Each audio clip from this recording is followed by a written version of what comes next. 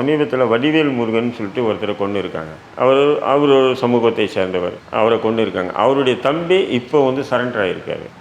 அதாவது தீபக் ராஜா படுகொலையில் அந்த வடிவேல் முருகனுடைய தம்பி வந்து சரண்டர் ஆகியிருக்காரு. சரண்டர் ஆகிருக்கும்போது அப்போ அந்த வடிவேல் முருகன் கொல்லப்பட்டதுக்கு பழிக்கு பழி வாங்கினாங்களா? இவங்க வந்து இந்த சமூக ரீதியாக என் சமூகத்துக்காரனை நீ போட்டு அவங்க சமூகத்துக்காரனை நான் போடுறேன். ஆனால் இது போன்ற விஷயங்களை இவங்க தவிர்த்துட்டு அரசியல் ரீதியாக அறிவு ரீதியாக இயங்கினா நல்லாயிருக்கும். ஆனால் காவல்துறை என்ன பண்ணுறேன்னா, இவனுக்கு வரட்டும், அவன் இவனை கொல்லட்டும், இவன் அவனை கொல்லட்டும், நம்ம பாட்டு வேடிக்கை பார்ப்போம் அப்படின்னே காவல்துறை நினைக்கிற மாதிரி எனக்கு தோணுது.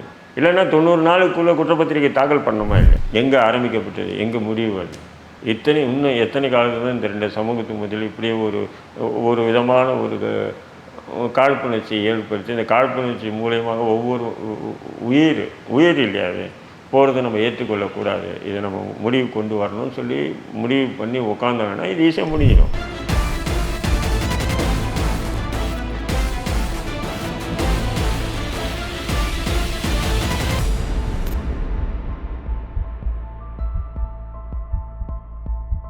பெட்ரோல்ஸ் நெஞ்சங்களுக்கு வணக்கம். நான் உங்கள் கார்த்திக். இன்றைய எதிர்வினை நிகழ்ச்சியில் நம்மோடு இணைந்திருப்பவர் திரு தடா ரஹீம் அவர்கள். வணக்கம் சார். வாங்க சார். கடந்த சில வாரங்களாகவே ரொம்ப பரபரப்பாக பேசப்படக்கூடிய ஒரு நபர் யாருன்னு பார்த்தீங்கன்னா தீபக் ராஜா. நெல்லையில் வந்து 4 பேரால் படுகொலை செய்யப்பட்ட ஒரு நபராக இருக்கார். அவருடைய அந்த இறப்புக்கு பின் வந்த செய்திகள், அவருடைய இறப்புக்கு பின் இருந்த அந்த பரபரப்பு அப்படின்றது இது சமீபத்தில் இதுதான் மிகப்பெரிய ஒரு பேசு பொருளாக இருந்துச்சுன்னு சொல்லலாம். அரசியல் வட்டாரத்திலையும் சரி, காவல்துறையிலையும் சரி, பலதரப்பட்ட வகையில் இந்த கொலை அப்படின்றது பெரிய பேசு பொருளாக இருந்துச்சு அப்படின்னு சொல்லலாம் தீபக் ராஜாவுடையது. அது இல்லாமல் அவருடைய இறுதி ஊர்வலம் அப்படின்றதும் பெரிய அளவில் வந்து நடத்தப்பட்டது. ஒரு 3-4 மணி நேரம் வந்து அவருடைய அந்த உடல் வந்து எடுத்து செல்லப்பட்டது. அப்படின்னும்போது யார் இந்த தீபக் ராஜா அப்படின்ற ஒரு கேள்வி இருந்துச்சு. சமீப நாட்களில் எல்லாருமே அதை பற்றி வந்து பேசியிருக்காங்க. அவருடைய அந்த வழக்கிலே வந்து பார்த்திங்கன்னா நிறைய விஷயங்கள் இருக்குது. அவர் கொல்லப்பட்டதற்கு காரணம் அவருடைய காதலி, அப்புறம் நிறைய பேரோட பேர் அதில் பசுபதி பாண்டியன் போன்ற நிறைய பேரோட பேர் இதில் பேசப்படுது. குறிப்பாக அவர் வந்து ரவுடி கிடையாது. அவர் வந்து அவருடைய இனத்திற்காக தான் அவர் வந்து சண்டை போட்டார். அவர் வந்து கூலிக்காக வேலை செய்கின்ற ஒரு ரவுடி கிடையாது அப்படின்ற ஒரு விஷயம் வந்து அதில் சொல்லப்படுது. உண்மையிலேயே யார் இந்த தீபக் ராஜா? தீபக் ராஜாவை பற்றி நம்ம பழக்கம்லாம் அவ்வளோ இல்லை.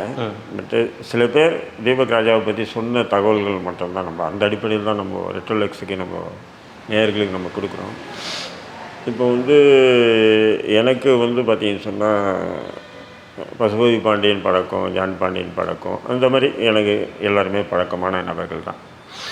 இப்போ அவங்கள பற்றி நம்ம வந்து பேசணும்னு சொன்னால் சில விஷயங்கள் மற்றவங்களுக்கு தெரியாத விஷயங்கள் கூட நம்ம கூட பழகும்போது நடந்த விஷயங்கள் வந்து பகிர்ந்துக்கலாம் மற்றவங்க.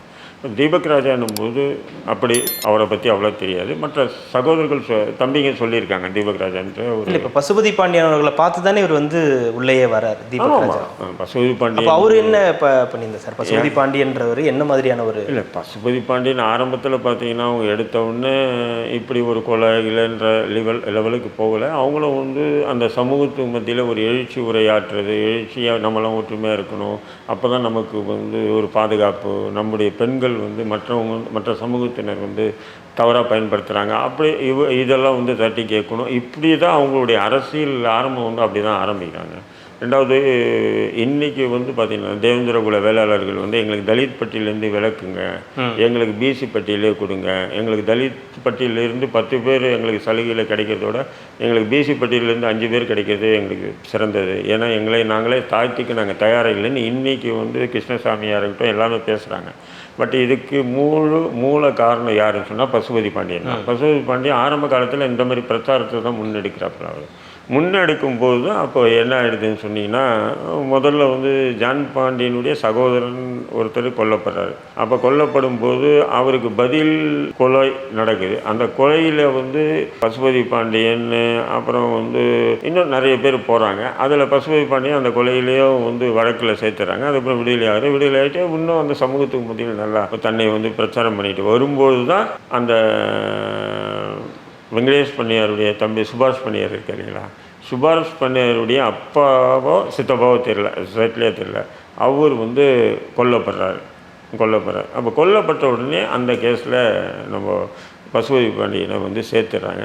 சேர்த்துட்ட உடனே அதன் பிறகு வந்து 2 தரப்புலேயும் வந்து அப்போது வெங்கடேஷ் பண்ணையார் என்ன பண்ணுறாரு, பதிலுக்கு இவங்க சைடில் உள்ள நபர்களை 2-3 பேரை போடுறாங்க. இப்போ இவங்க அவங்கள போடுறாங்க. அப்போ நாடார் சமூகத்தும் தேவேந்திர குல வேளாளர் சமூகத்துக்குள்ளுமே ஒரு குரோதம் வந்து வளருது. மாட்டான் அதை போய் கேட்டோன்னு சொன்னால் அது பசுபதி பாண்டியனுக்கு தெரிஞ்சு அந்த கொலை நடக்கலை, அது இயற்கையாக அங்கே கொலை நடந்திருக்கு. எப்போவுமே வந்து போலீஸை பொறுத்தவரை என்னென்னா சேர்த்து ஒரு முக்கிய தலை போட்டால் தான் இவங்க அடங்குவாங்க.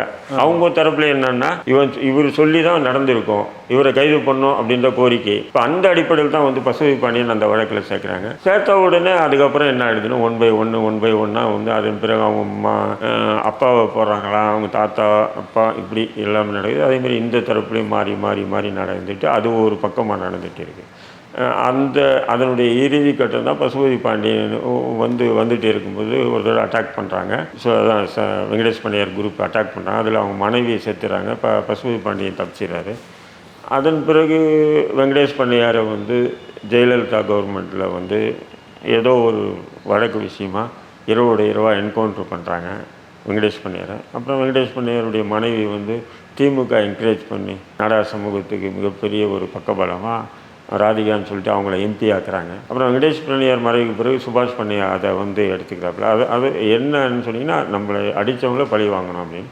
இப்போ அதனுடைய இறுதி கட்டம் தான் வந்து இவர் பசுபதி பாண்டியன் திண்டுக்கல்லில் வந்து தங்கி இருக்கும்போது கொண்டு வராங்க. அதுக்கு பதில் அந்த ஒரு பெண்ணால் தான் பசுபதி பாண்டியன் கொல்லப்பட்டாருன்னு சொல்லிட்டு இப்போ சமீபத்தில் அந்த பெண்ணுடைய தலையை வெட்டி பசுபதி பாண்டியன் தலையை இதாண்ட வச்சாங்க. அந்த வழக்கு உட்பட நிறைய வழக்கில் வந்து இந்த தீபக் ராஜா தொடர்பில் இருக்கிறதா காவல்துறை சொல்லுது. இந்த தீபக் ராஜா தொடர்பில் இருக்கிறதா காவல்துறை. அப்போ அந்த சமூக ரீதியான விஷயங்களில் தான் தீபக் ராஜா தொடர்ந்து பயணிச்சுட்டு வந்திருக்காப்புல. அந்த விஷயத்தில் தான் வந்து இவர் கொல்லப்பட்டிருக்கணும் அப்படின்ற மாதிரி ஒரு பார்வையும் இருக்குது.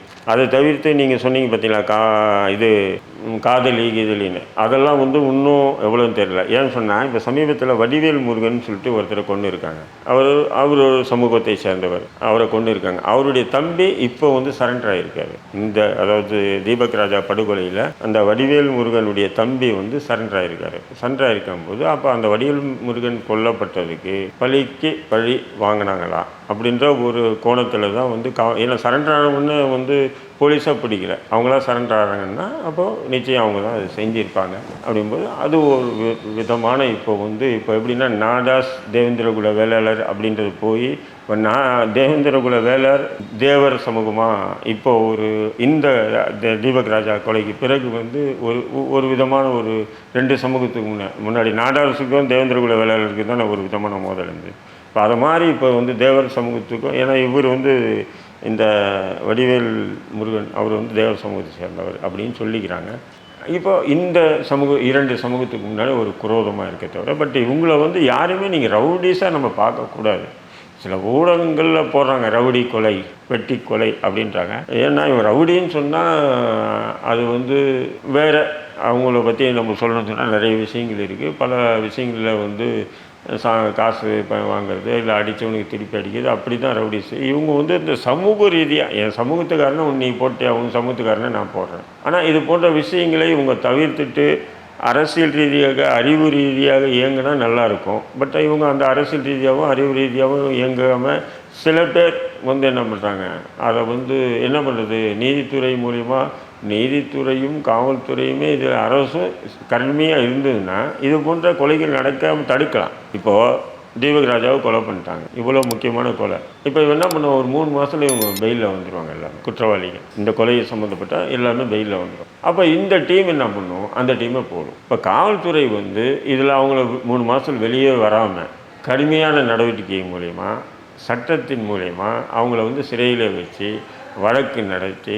அந்த வழக்குகளை சாட்சிகளை சரியான முறையில் நிறுத்தி அவங்கள தண்டனை வாங்கி கொடுத்தாங்கன்னா அவன் வெளியே வர மாட்டான். ஒரு 5-6 வருஷம் 10 வருஷம் போயிடுச்சுன்னா இவங்களும் மறந்துடுவாங்க. அந்த ஒரு வெறி இருக்காது. இப்போ இது தொடராது. ஆனால் காவல்துறை என்ன பண்ணுறதுன்னா இவனுக்கு வரட்டும், அவன் இவனை கொல்லட்டும், இவன் அவனை கொல்லட்டும், நம்ம பாட்டு வேடிக்கை பார்ப்போம் அப்படின்னே காவல்துறை நினைக்கிற மாதிரி எனக்கு தோணுது. இல்லைன்னா 90 நாளுக்குள்ளே குற்றப்பத்திரிகை தாக்கல் பண்ணணுமா இல்லை. இப்போ யூபா சட்டம்னு ஒன்று இருக்குது, முஸ்லீம்கள் மீது மட்டும் போடுற யூப்பா சட்டத்தை போனால் ஜாமீன் இல்லைன்னு. அந்த யூப்பா போன்ற சட்டங்களை வந்து இது போன்ற நபர்கள் மீது போட்டாங்கன்னு சொன்னால் அவங்க வெளியே வர முடியாது இல்லையா? அப்போ வெளியே வராமல் இருந்தாங்கன்னா அவங்க உயிருக்கு ஒரு பாதுகாப்பு தானே. அப்போ அந்த உயிருக்கு ஒரு பாதுகாப்புன்னு சொன்னால் 2 சமூகத்துக்கு மத்தியில் ஏற்படக்கூடிய குரோதங்கள் மறையுமா இல்லையா? அப்போ இந்த மாதிரி விஷயங்கள் யாருமே செய்யறதில்லை. இப்போ தீபக் ராஜாவை பார்த்தீங்கன்னா இப்போ இதில் இன்ஸ்டாகிராம்லலாம் வீடியோலாம் நிறைய பார்த்துருக்காப்புல, நாங்கள் வந்து ஏதோ சில பல தவறுகள் செய்கிறோம், அந்த தவறுகள் கூட இந்த சமூகத்துக்கு தான்டா செய்கிறோம், நீங்கள் வந்து படிங்க, போதைக்கு அடிமையாகாதீங்க அப்படின்னு நிறைய வீடியோ வெளியிட்டிருக்காப்புல. தமிழ் தேசிய சித்தாந்தத்தை தமிழரசனாக இருக்கட்டும், இலங்கை பிரபாகரனாக இருக்கட்டும், இவங்கள பற்றியெல்லாம் வந்து கிளாஸ் எடுத்திருக்காப்புல மாணவர்கள். அப்போ அவனை வந்து ரவுடின்னு சொல்லிட்டு காவல்துறை சொல்கிறத ஊடகங்கள் தலைப்பு செய்ய போட்டு முடிக்கிறீங்கன்னு சொன்னால் இதனால் வந்து நீங்கள் என்ன சாதிக்க முடியுன்ற, என்ன எதிர்பார்க்குறீங்கன்ற? ரவுடின்னு சொல்லிட்டீங்க, சரி, அதனால் என்ன இப்போ?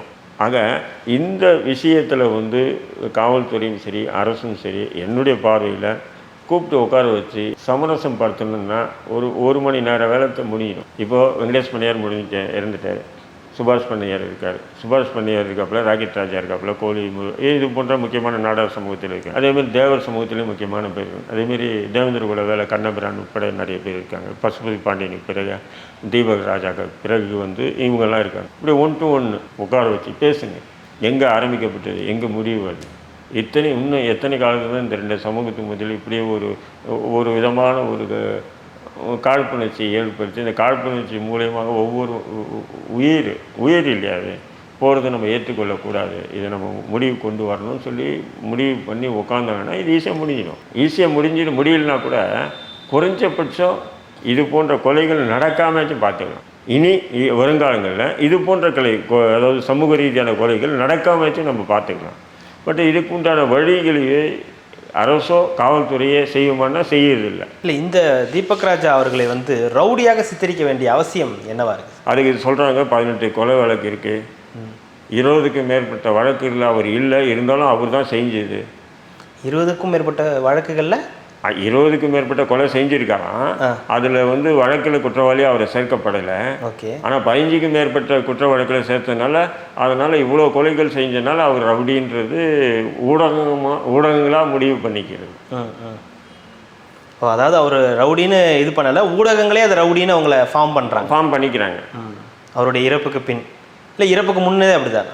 இறப்புக்கு பின் முன்னு ரெண்டுமே அப்படி தானே கார்த்திகை. இப்போ உதாரணத்துக்கு நம்ம பல தடவை நம்ம பேசியிருக்கோம், எத்தனை தடவை பேசினாலும் அது வந்து இது ஒரு வழக்கில் சம்மந்தப்பட்டு அவன் வெளியே வரான்னு வச்சுக்கலாம். வெளியே வந்தோடனே அவன் வீட்டில் இருப்பான். வீட்டில் இருந்தோடனே காவல்துறை என்ன பண்ணும், சரியாக இருக்கானா, இல்லை ஏதாவது வீம்புக்கு போகிறானா, இல்லை வீண் பஞ்சாயத்து வாங்குறானா, அல்லது யாரனா மிரட்டுறானா அப்படின்றது கண்காணிச்சுட்டு இருந்தால் போதும். அவன் வெளியே வந்தோடனே இருக்காது. இங்கே நீ ஏரியாவில் இருந்தா ஏன் சொன்னால் என் லிமிட்டை விட்டு போயிடு, ஓடுன்னு சொல்லி இரவு பகல்னு சொல்லி போலீஸ் டார்ச்சர் பண்ணும்போது அவர் குறிப்பிட்ட நேரத்தில் அவன் அங்கேருந்து போயிட்டு வேறு ஒருத்தர் தங்கியிருக்கான். இப்போ வேறு ஒருத்தர் தங்கியிருக்கான்னு சொன்னாவே அவன் வந்து தனியாக தங்க முடியாது. ஏன்னு சொன்னால் எதிரிகள் அவனை வந்து ஈஸியாக போட்டு போயிடுவாங்க இல்லைங்களா? அப்போ அவனுக்கு ஒரு குழு வேணும், ஒரு குரூப் வேணும். அந்த குரூப்புன்னும்போது அந்த குரூப்புக்கு தேவையான பொருளாதாரம் வேணும். அந்த குரூப்புக்கு தேவையான பொருளாதாரம் மட்டும் இல்லாமல் அந்த குரூப்பில் யாருன்னா பாதிக்கப்பட்டானா அவனுக்கு நம்ம உதவணும். அவனுக்காக ஒரு கொலை பண்ணணும், இவனுக்காக ஒரு கொலை பண்ணணும், இவனுக்காக ஒரு கொலை பண்ணணும். இப்போ இந்த கொலையுடைய பரிணாம வளர்ச்சி இப்படி தான் வளரணும். காவல்துறை அவன் ஒரு வழக்கில், அதாவது சந்தர்ப்ப சூழ்நிலை, அது சமூக ரீதியாகவோ அல்ல ஒரு ரவுடியாவோ அல்ல எப்படியோ ஒருத்தன் அவன் போய் மாட்டிக்கிட்டான்னு சொன்னால் அதன் பிறகு காவல்துறை அவனை விடுறதே இல்லை. விரட்டுன்னு போது அவன் அந்த ஏரியாவை விட்டு வேறு ஏரியாவில் போய் தங்கும்போது அவனுக்கு ஒரு பாதுகாப்பு உருவாக்கணும். அவன் உயிருக்கு பயந்து அவன் ஒரு பாதுகாப்பு வளையத்தை உருவாக்குறான். அந்த பாதுகாப்பு வளையத்துக்குள்ளே நடக்கிற ஒரு விதமான இழுபறி தான் இந்த ரவுடிஸ் என்ற பட்டமே அவனுக்கு கிடைக்குது. இன்னொரு பக்கம் சார், இந்த இறுதி ஊர்வலம்ன்ற ஒரு விஷயம், பொதுவாகவே இந்த மாதிரி ஆட்கள் இறுதி ஊர்வலம்ன்றது ரொம்ப ஒரு விதமாக நடக்கும். சில இதெல்லாம் பார்த்துட்டு நம்ம அருவாளோட கத்திகளோட வந்து அவங்க போகிறது, அவரோட இறுதி ஊர்வலத்தில் போய் அந்த குழியில் இது போடுறது, இந்த மாதிரி இதெல்லாம் நம்ம பார்த்துருப்போம். இல்லை அந்த சில நேரத்தில் அங்கே சபதம்லாம் எடுப்பாங்க, உங்களை கொண்டவங்கள நாங்களும் கொல்லுவோம்னு சொல்லி சபதம் இருக்கிறாங்க. இவருடைய இறுதி ஊர்வலம் கிட்டத்தட்ட ஒரு 3 மணி நேரத்திற்கு மேலாக அந்த நெல்லைக்கு எடுத்து செல்லப்பட்டது. அதை எப்படி பார்க்குறீங்க? இந்த இறுதி ஊர்வலம்ன்றது இதுவும் கட்டுக்குள் கொண்டு வர வேண்டிய அவசியம் இருக்கு. இந்த இறுதி ஊர்வலத்தை எனக்கு அதிசயமாக இருந்தது. அவரை புதைக்கும்போது அவர்கிட்ட வந்து தமிழரசனுடைய தமிழ் தேசிய கருத்துக்கள் அடங்கிய புத்தகங்கள், புரட்சியாளர்களுடைய புத்தகங்கள் எல்லாம் போட்டிருக்காங்க போது அப்போ அந்தளவுக்கு மாணவர்களை அவன் உருவாக்கியிருக்கான்றது தான் அர்த்தம். தீபக் ராஜா வந்து அறிவு சிந்தனை உள்ள ஒரு சித்தாந்த கோட்பாட்டு கொள்கை உள்ள ஒரு கூட்டத்தை தான் உருவாக்கியிருக்கான். ஆனால் ஏதோ ஒரு அறியாமல் ஆரம்பத்தில் வந்து சில பல சம்பவங்களில் ஈடுபட்டதுனால, ஒரு சம்பவத்தில் ஈடுபட்டால் போதுங்க, காவல்துறை அதுக்கப்புறம் அப்புறம் வந்து நம்ம சம்மந்தமே படனா கூட சரி, நம்மளை கோர்த்து விட்டு நம்மளை ஏவனாக்கிஸ்ட் ஆக்கி விட்டு போயிட்டே இருப்பாங்க. காவல்துறையுடைய யதார்த்தம் இது அதுதான். நீங்கள் ஒரு வழக்கில் சம்மந்தப்பட்டால் போதும், அதுக்கப்புறம் நீங்கள் கேட்க வேண்டியதில்லை, நீங்கள் சம்மந்தப்பட வேண்டியதில்லை, காவல்துறையாக சம்மந்தப்படுத்திடுவான். அந்த மாதிரி கூட சம்மந்தப்படுத்தி இருக்கலாம். ஏன் சொன்னால் அவனுடைய அந்த பேச்செல்லாம் நான் பார்க்குறேன், தீபக் ராஜாவுடைய பேச்செல்லாம் ஒரு நல்ல ஒரு மெச்சூரிட்டியான பேச்சாகவே இருக்குது. சாதாரணமாக அந்த சமூகத்தில் வந்து அவன் நம்மளை செஞ்சிட்டான், அவனை விடக்கூடாது, இவனை விட, அது போன்ற பேச்சுக்களே இல்லை. உங்களுக்காக நாங்கள் போகிறோம்டா ஜெயிலுக்கு, நீங்கள் வந்து போதைக்கு அடிமையாகக்கூடாது, சினிமா கினிமா பார்த்துட்டு இருக்கக்கூடாது, படிங்க, படிச்சுட்டு கல்வி ரீதியாக நம்ம முன்னேறுங்க, கல்வி ரீதியாக நம்ம முன்னேறினா தான் நம்ம சமூகம் யாருன்றது, இப்படி தான் அவன் பேசிகிட்டு இருக்கான் எல்லாமே. அதை பார்க்கும்போது அவனை ரவுடிஸ்ன்னு சொல்லி ஒரு வளையத்துக்குள்ளே கொண்டு வந்து இதை நம்ம கடந்துட்டோம்னு சொன்னால் இனி இது போல் நிறைய பேர் உருவாவாங்க. மிக்க நன்றி சார். இவ்வளோ நேரம் உங்களுடைய நேரத்தை ஒதுக்கி எங்களுக்காக பல்வேறு தகவல்களை பகிர்ந்தமைக்கு ரெட்டர் லுக்கின் சார்பாக மிக்க நன்றி. நன்றி, வாழ்க்கை.